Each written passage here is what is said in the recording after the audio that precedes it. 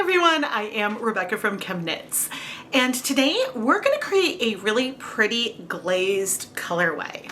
Glazing is a technique where you apply a shallow layer of color over something else, which results in a sort of airbrushed, uneven feel.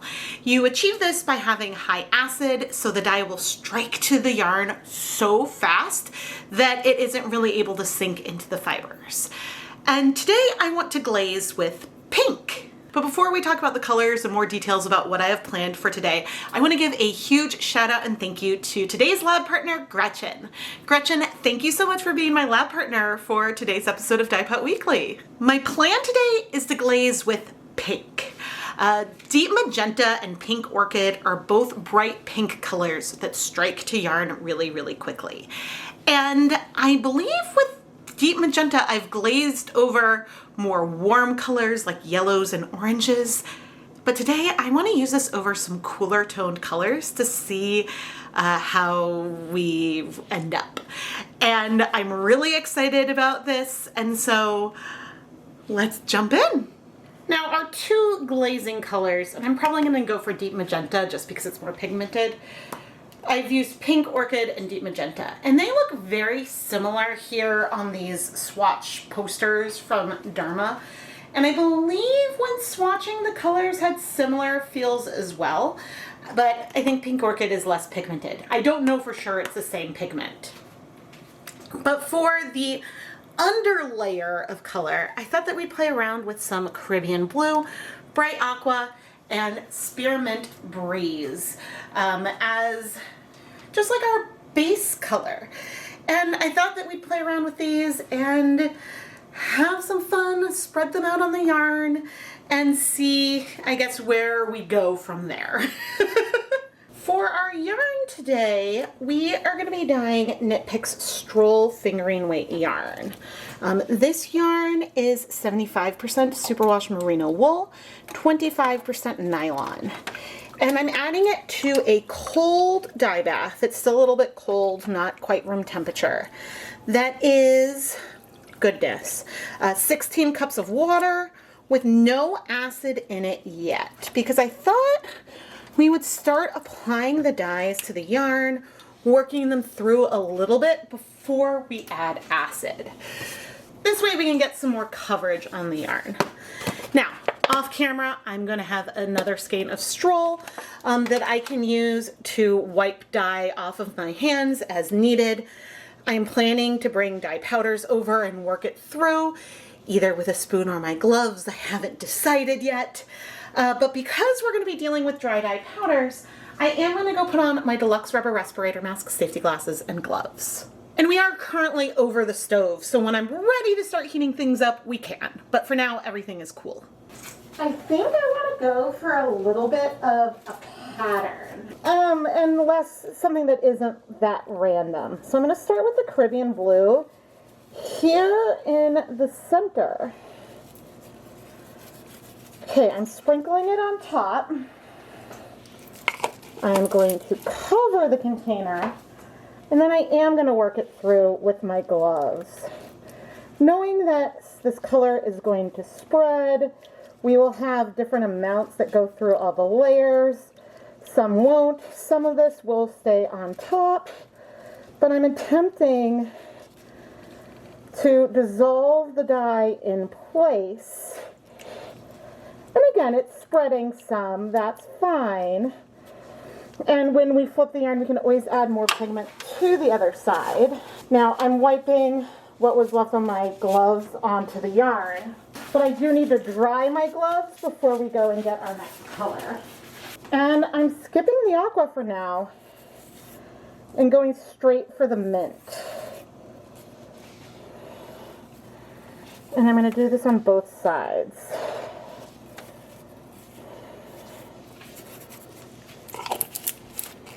And then once again, I'm going to come and work it through. Now, we have something that is a little bit repeating going on here, right? We've got our mint, we've got our bright blue, and then I'm going to do aqua in the areas that are in between. But just because we've added these colors in this place doesn't mean that they're going to spread all the way through.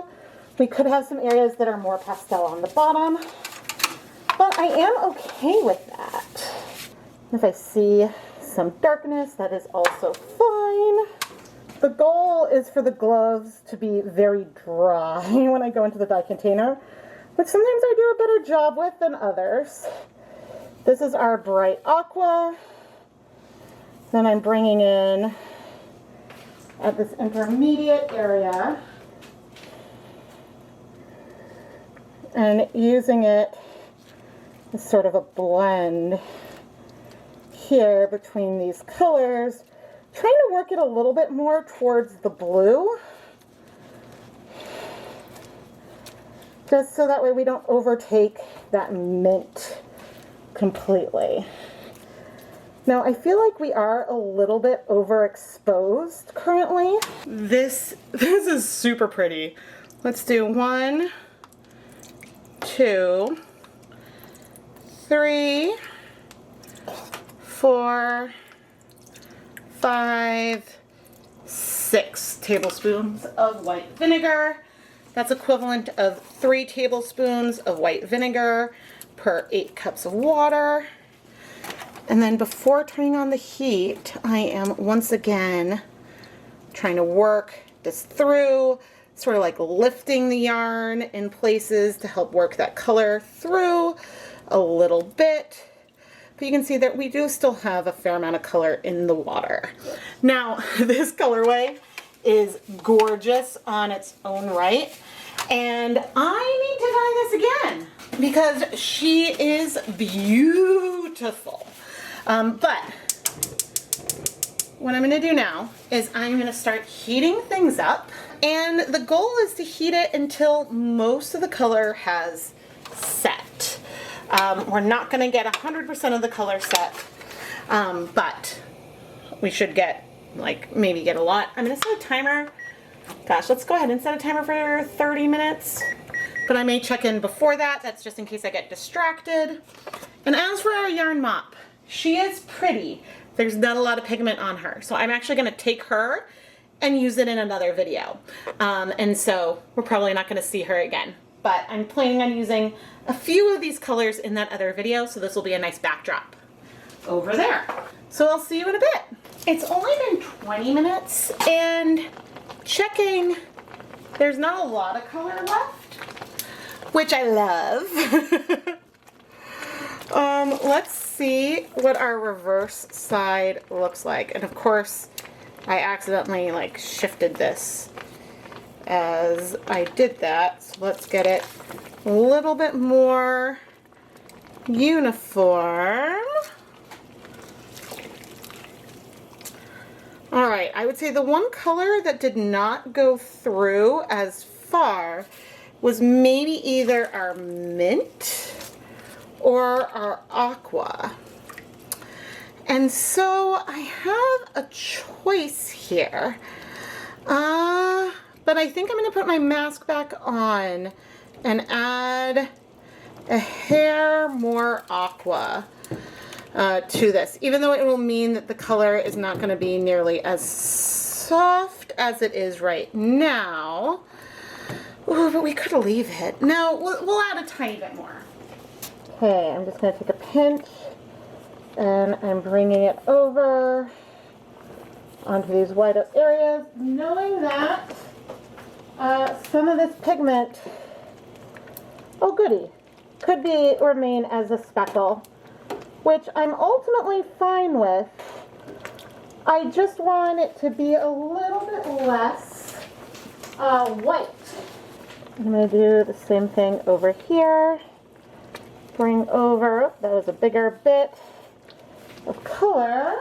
Quickly wiping my fingers on the yarn mop and trying to not wait much time at all before coming and working this through. Now, we may have some speckles, but the speckles will be a little bit less obvious because we're going to be layering pink on top of all of this. Now, I do think that we might still have some more like pastel sections, but this evened things out a little bit more. And let's see, that took me about 3 minutes total.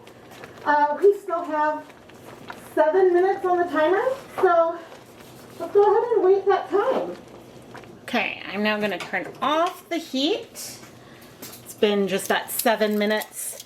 And I'm gonna take the yarn and we're gonna set it aside. Now I'm squeezing out some of the water, but I'm leaving some of the water in here as well. Actually, you know what? I want it to cool a little bit, so I'm gonna squeeze out a little more water.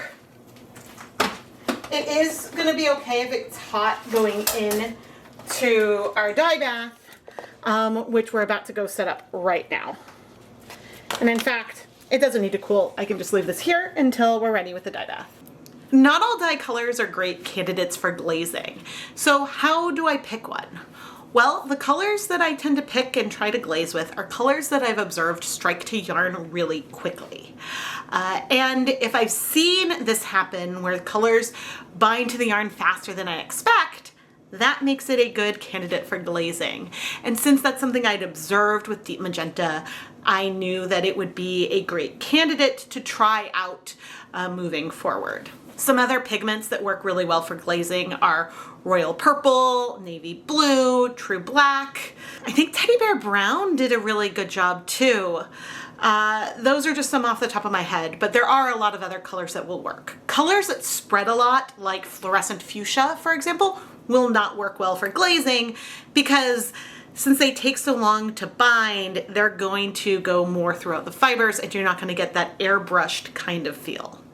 While our yarn was still heating, and you can hear the bubbling in the background, I measured out 0.75 grams of the Deep Magenta dye and dissolved this in hot tap water because we'll use this for our glazing step. Now in this dye bath, I have 32 cups of water. We're gonna add 400 milliliters of white vinegar. And then our 0.75 grams of Deep Magenta dye, which Deep Magenta does not always dissolve super duper well. There we go. Sometimes it can almost look like a suspension, but having more water, and especially as it heats up, then it becomes more soluble. But we have this great cold dye bath ready to go. And now I just need to add our yarn, which is still actually quite warm. There is steam coming off of it. And so I'm going to take our yarn, sort of try to hold the 3 skeins a little bit separate, quickly go into the dye bath, move, lift once, add. Okay, and now I'm going to take it to the stove to heat up. And this is also the part where I get very nervous. I always get nervous around the stage because it's hard to know what is happening. Are we gonna get that shallow layer that I'd call glazed, or is it just gonna be pretty and over dyed? And we're gonna need to be patient. But what I have found is that when I set up this amount of water, I'm gonna go ahead and set a timer for an hour. And the reason why I do an hour is because it takes around 30 minutes for this pot to heat up with this volume of water, and then I like to leave it hot for 30 minutes. And so for glazing, I typically do an hour. But this is when I have to trust the process and assume that this pigment that I know glazes well is gonna glaze well. Why am I setting this up cold when I want the dyes to strike to the yarn as fast as possible? Well, this is something that I have come to as my technique from various testing I've done over the years. And what I found that starting with a cold dye bath with a large volume of water allows the dyes to come into contact with the yarn slowly. But with the high acid, when the dyes do come in contact with the yarn, they strike fast. So that gives us sort of the best of both worlds. Now, if we had a hot dye bath, the dyes would strike to the yarn really fast, but because in the hot environment the dyes are moving around more, they also will come into the contact with the yarn faster overall. giving some airbrushed feel, but it'll be with less coverage over the whole yarn. I would get a glaze, but then it would feel like I would want to layer it a few more times. Now, I want to play around with hot glazing more in the future again and see, okay, maybe if I do this in stages and like 3 fast steps to layer the color on, maybe I get coverage I like. But I found something that works, and so therefore I'm going to keep trying that. The only downside is that because I start cold, if I want to dye a lot in this kind of colorway, then I need to start with a fresh dye bath. And so that makes things a little bit more time consuming, but still, overall, if you like the results, you know, I don't want to break something that I've fixed and that works for me. And so, yeah, if you have a favorite glazing technique, feel free to let me know down in the comments section below, and maybe I'll try it out in a future video. It's been an hour. And Gretchen, I really hope you are excited. Now, one thing I did not mention is that Stroll is not the highest twist yarn, and it's a lot easier to get a glaze on yarn with more twist and thicker plies. Oh, I definitely see some glazing in here though. It's very subtle and we're steamy, so that's hard to see. But the effect that you get on something like this is where you kind of feel like you can see 2 colors in one area, and we're too steamy for you to see. So I'm gonna go set this yarn aside to cool, and we'll take a closer look at it once we're less steamy, so then you can see this sort of airbrushed feel. This is why I say trust the process, because I was like, well, I knew I had seen it in some spots, but not others. I think we're good. And yes, there is a little bit of color here in the kettle. I think that that is likely some backstaining from probably the Spearmint Breeze, but it is what it is. And now we'll go ahead and wash it. Now, a glaze is easier to see the more contrast you have between the colors, which doesn't mean that it's best over white, although sometimes that can be helpful, but sometimes going like across the spectrum of the color wheel gives you a little bit more contrast, because like the pink on the blue you can see because they are very different colors, but it sort of shifts the light blue to a deeper blue. Now that I've had like a lot more success with glazing, I'm curious if I would see things that are even better if I were to do it hot. But really, like when I use a single ply yarn, then we get really good glazing because of the high twist, especially when it's thick. So I don't know, I'm sort of talking in circles. I think that this yarn is really, really pretty and fun, and I am really happy with it. I don't know if otherwise I would have thought to do pink over green, but maybe I need to do just like a whole colorway of that, because the effect is kind of cool and it's a very interesting, unique color. But anyway, we don't have any color bleeding, which is great. So I'm gonna pop the yarn in the spin dryer to remove the rest of the liquid, and then we'll go ahead and hang it up to dry. This yarn turned out so cool that I was so excited to put it on camera. I haven't even like fluffed it or arranged it nicely yet. So I'll go do that. Really, that just meant removing the zip ties, giving the yarn a little bit of a snap, and laying it out. And I have not done a lot of glazing using a bright color over other bright colors. But I think that some of what we have here is just so interesting to me, because the pink very much comes through. Like you can see a lot of it. But the glaze really does let you feel the color underneath. So in this area we're looking at, I see a pink over a mint. And in here I see a pink over a blue. Yes, it reads more royal blue, sapphire blue than cyan, but you still feel that combination. The color over the aqua is also super nice. Now there are some areas, especially towards the center of the skein, where we have a little bit less of the pink. It did strike pretty quickly. And that might really be because the yarn was warm when we added it in. If I had let the yarn cool more, then maybe we would have been able to get more coverage. But this brings me to another point I was making in the video when I was musing about glazing with the Dyebath hot. And if the Dyebath was hot, we would have more areas where you can see the unglazed color peeking through instead of those being a little bit fewer and farther between. Because ultimately, there are very few areas. I mean, even when it feels like, okay, there's an area with no pink, there's still a little bit of pink there. It's just a lot lighter.